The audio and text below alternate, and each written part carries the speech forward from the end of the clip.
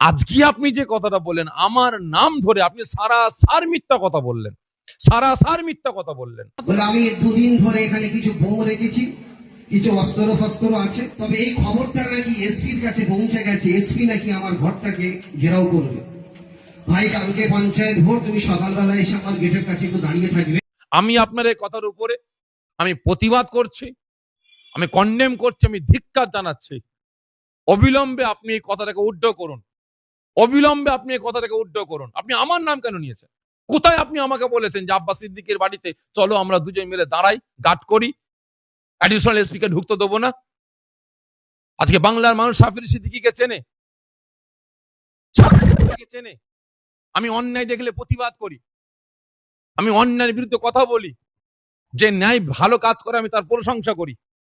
আজকে আব্বাস নওশাদ যদি উল্টো পাল্টা কাজ করে আমি তাদের বিরুদ্ধে কথা বলবো, তাদের বিরুদ্ধে আমি প্রতিবাদ করব।